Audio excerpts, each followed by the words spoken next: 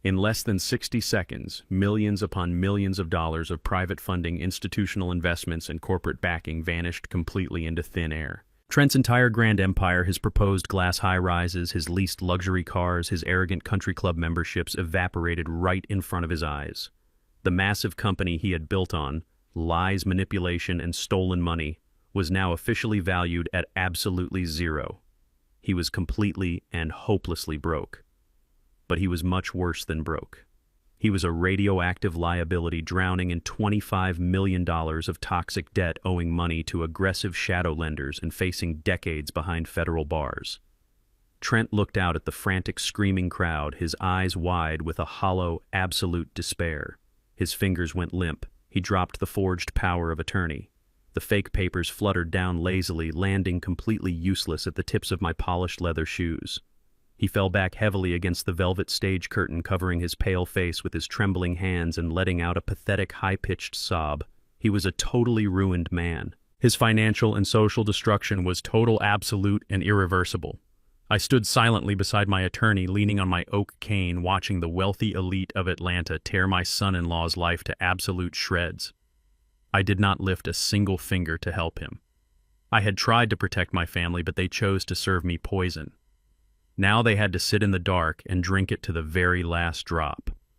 The chaos in the grand ballroom shifted from frantic financial panic to a heavy, terrified silence as the full weight of the federal government stepped out of the shadows. The wealthy elite of Atlanta, who had been screaming into their cell phones just seconds earlier, suddenly went completely mute. They backed away from the main stage, pressing themselves tightly against the silk-covered walls of the Ritz-Carlton. They recognized the inevitable end of the line. Two senior agents stepped forward from the back of the room. They were not wearing the standard dark suits of private security. They were wearing heavy tactical vests with IRS criminal investigation emblazoned across the back in stark bright yellow letters. They were flanked by three armed FBI agents whose faces were carved from absolute stone. They did not walk with the hurried panic of the socialites around them. They moved with the heavy, unstoppable momentum of a completely sealed conviction.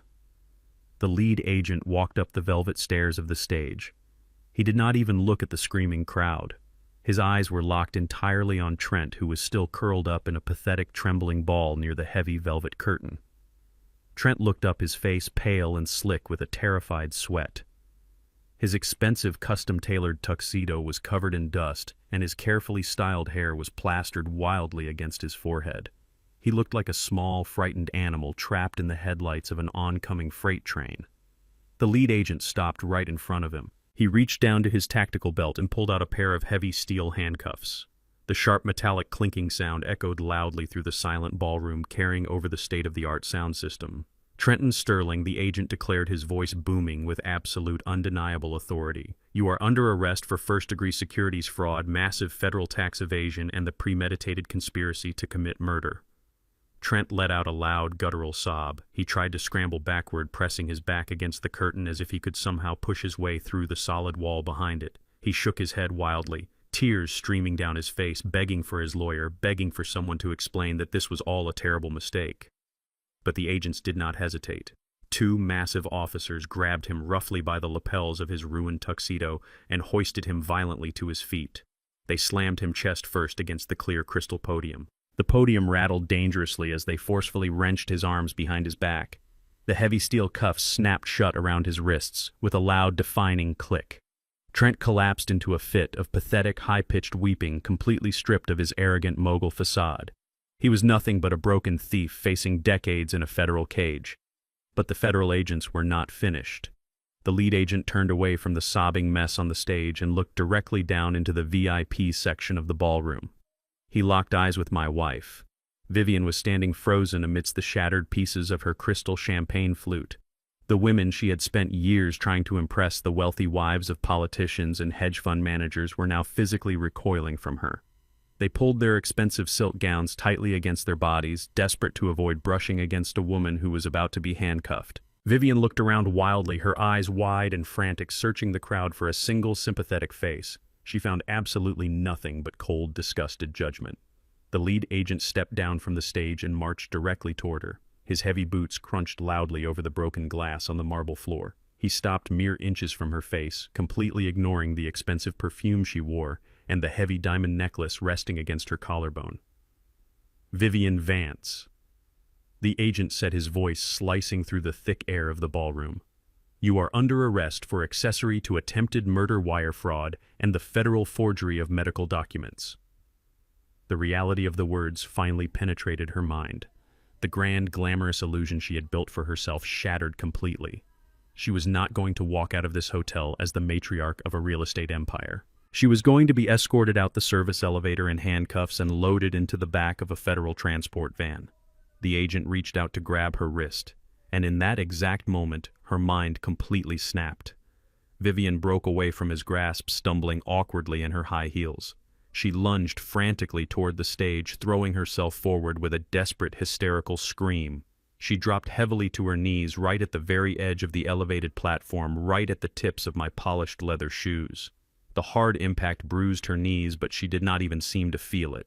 She reached out with violently trembling hands and grabbed tight fistfuls of my charcoal gray trousers. She began to weep uncontrollably. It was not a quiet, dignified cry. It was a loud, ugly, hysterical wail that echoed off the crystal chandeliers. The thick layer of expensive designer makeup she had applied so carefully hours earlier began to run down her face in dark, muddy streaks. "Clarence," she wailed, her voice cracking with pure absolute terror. "Clarence, please. You have to stop them. Please tell them to stop. I am your wife. We have been married for 45 years. You cannot let them do this to me." She looked up at me, her face a twisted mask of desperation and fear. She tugged on my trousers, her diamond rings catching the bright stage lights. She thought she could still manipulate me. She thought she could reach deep down and pull on the heartstrings of the man who had loved her for nearly half a century. "Please, Clarence," she sobbed violently, tears and mascara dripping onto the pristine white marble floor.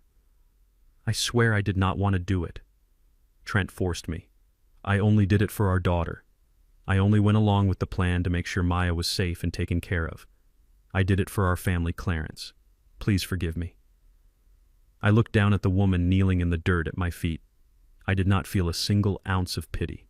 I did not feel a single trace of the love I had carried for her for 45 years.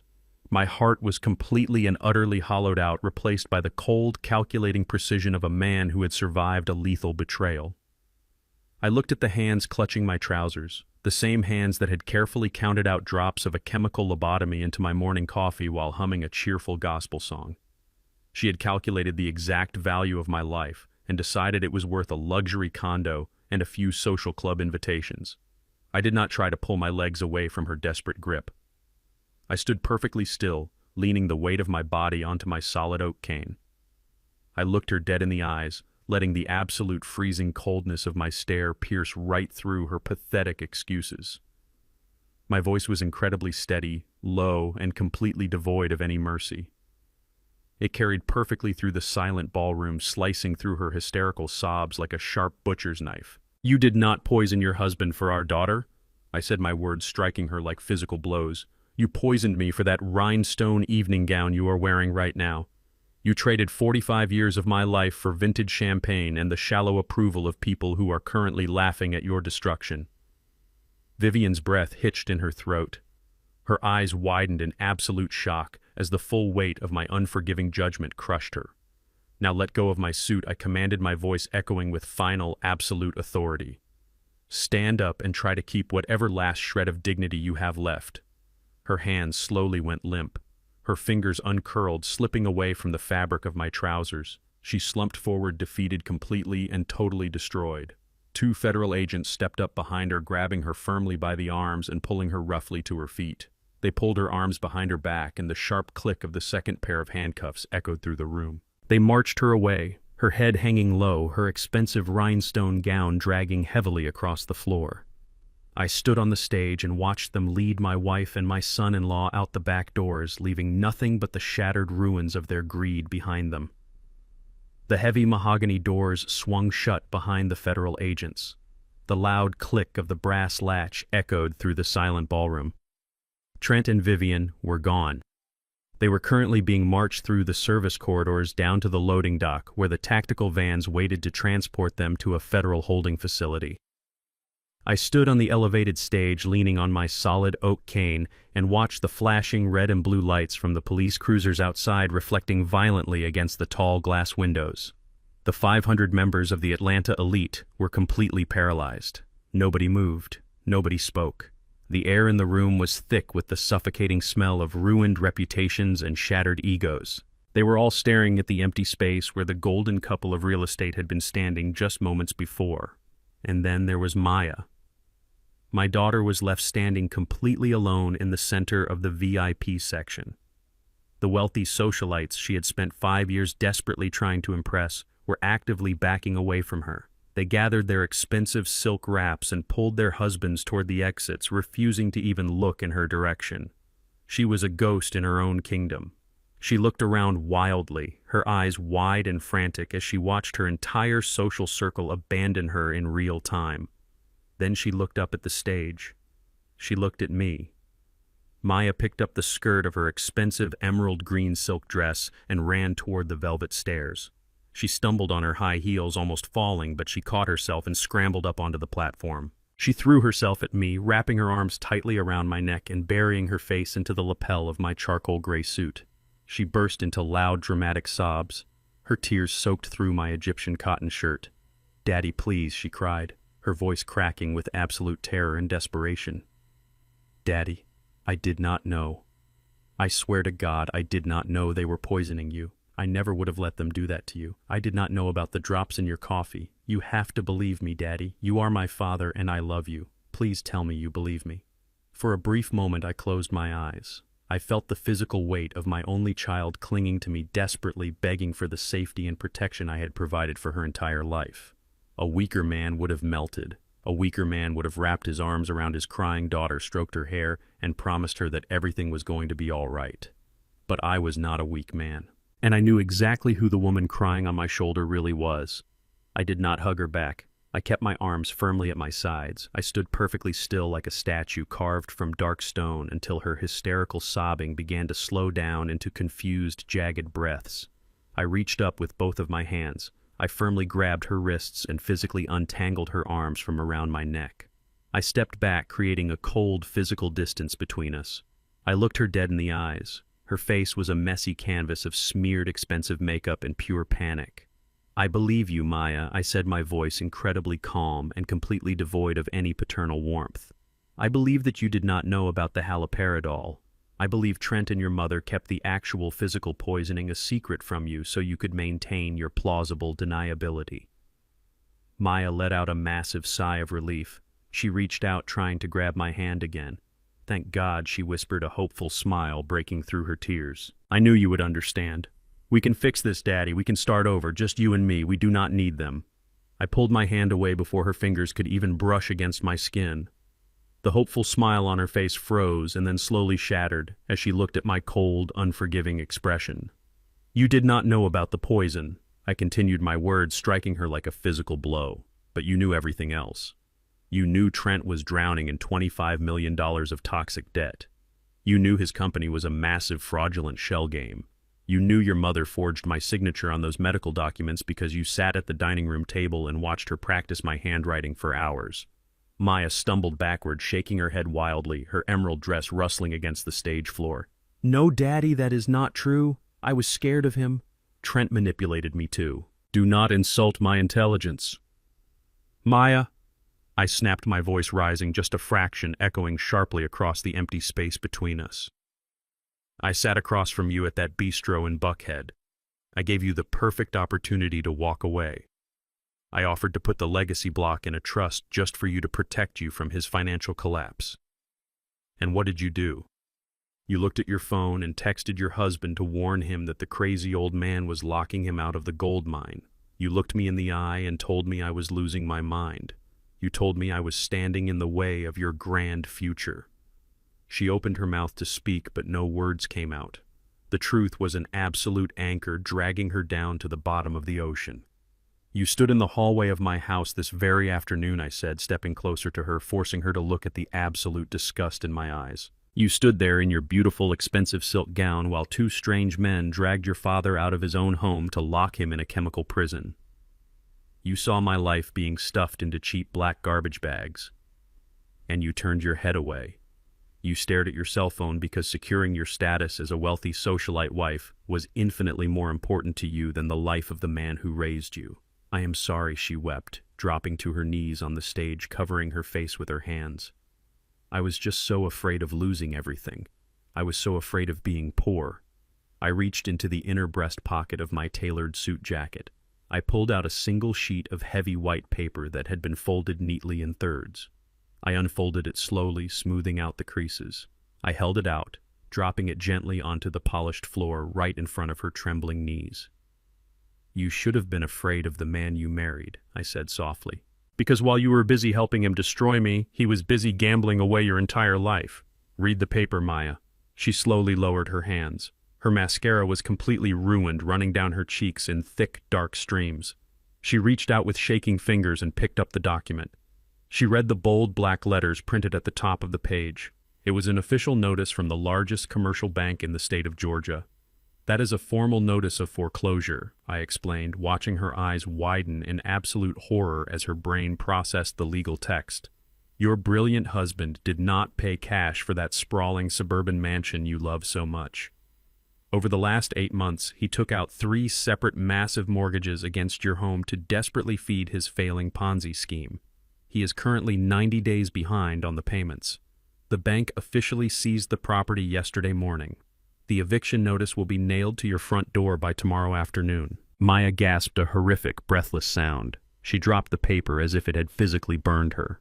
She looked up at me, her eyes completely hollow, completely empty of all the arrogant pride she had carried for the last 5 years. He took everything from you, I said, my voice dropping to a cold, absolute whisper. Your money, your house, your social status, and your family. He traded your entire life to buy himself a few more weeks of pretending to be rich, and you handed him the pen to do it. Daddy, please, she begged, crawling slightly forward on the stage, her expensive dress dragging across the floor. Where am I supposed to go?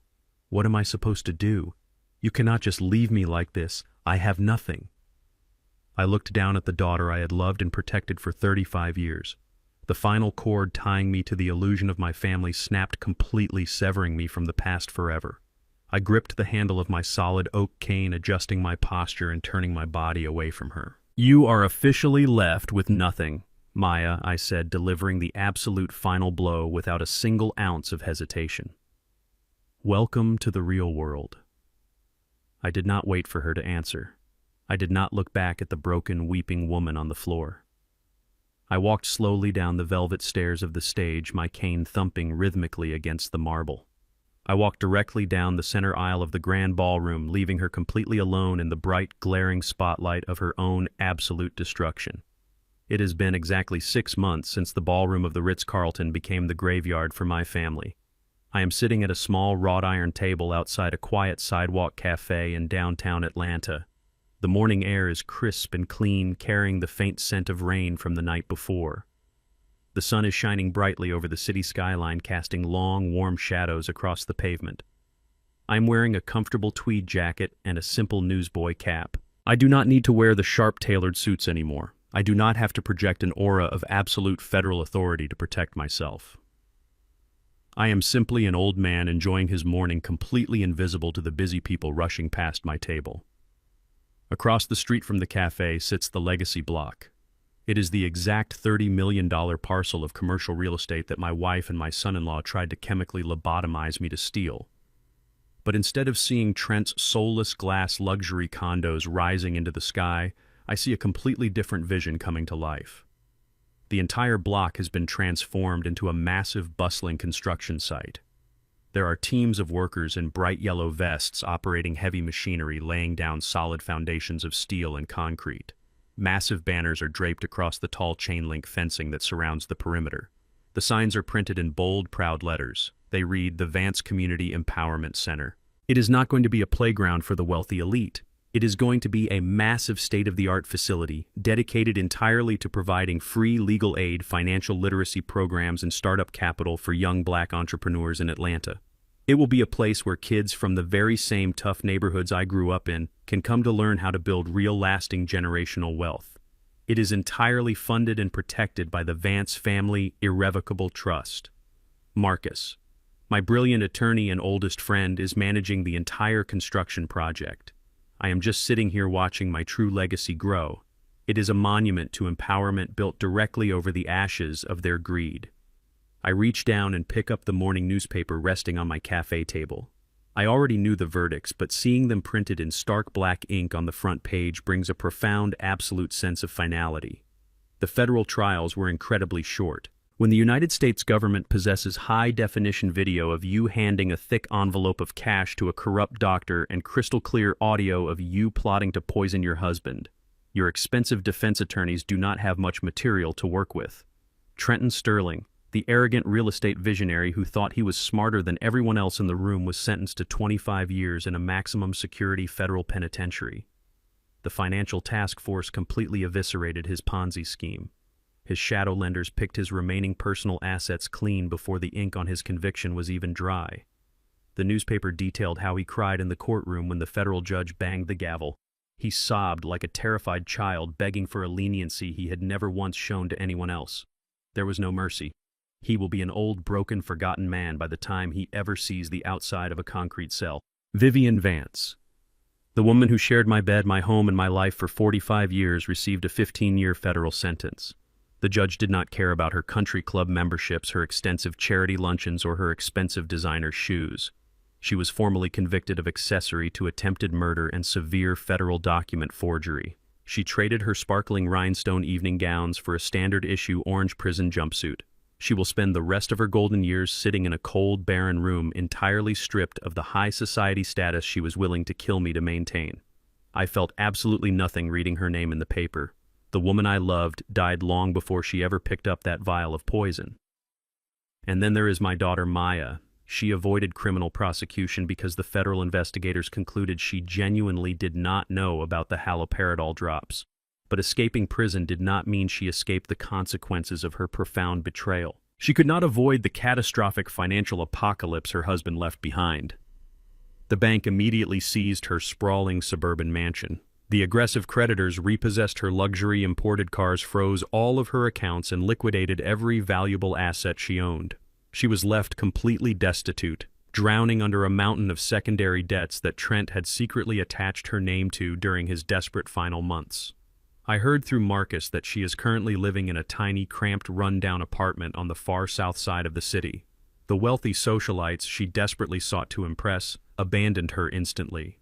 She is now working double shifts at a greasy fast food diner, scrubbing sticky floors and flipping burgers just to make minimum payments on her crushing debt.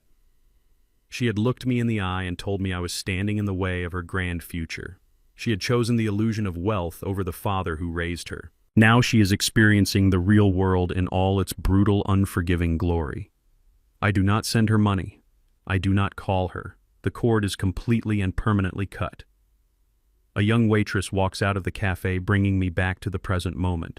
She approaches my table with a warm, genuine smile and places a steaming ceramic mug of coffee gently in front of me. She asks if I need anything else. I thank her politely, and she walks back inside, leaving me alone with my thoughts and the beautiful view of the construction site. I look down at the dark, steaming liquid inside the ceramic mug. I do not have to worry about what is hiding beneath the surface. I do not have to brace myself for the slow creeping fog of a chemical lobotomy. I reach out and pick up the mug. My hands are perfectly steady. The violent tremors that plagued me for weeks are completely gone from my system, washed away by time and medical detox.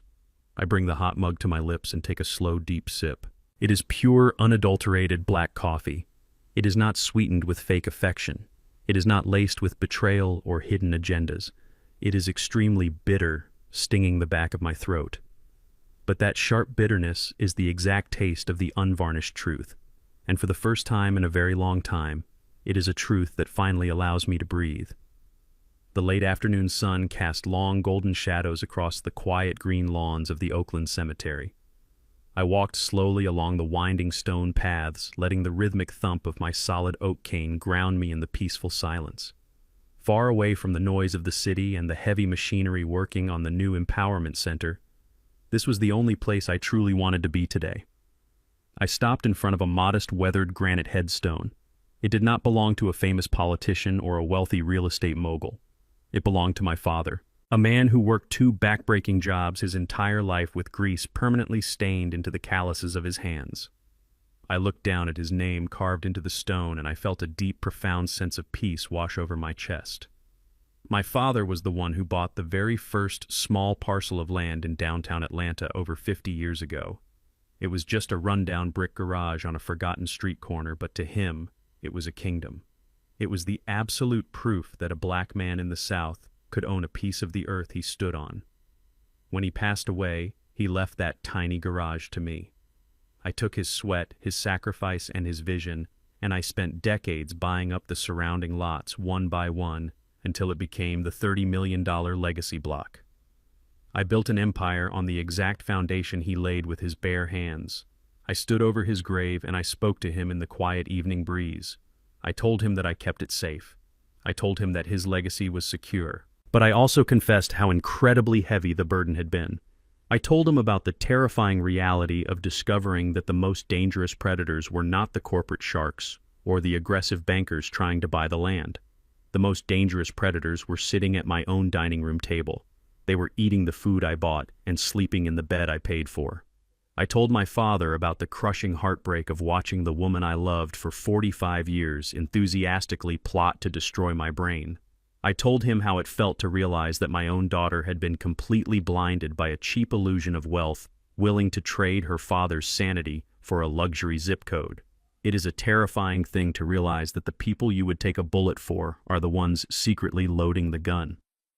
For a long time, I thought my job as a husband and a father was to provide, to protect, and to endure whatever flaws my family had. But sitting in that dark office, watching them casually count out drops of a chemical lobotomy into my coffee, I realized that endurance is not always a virtue.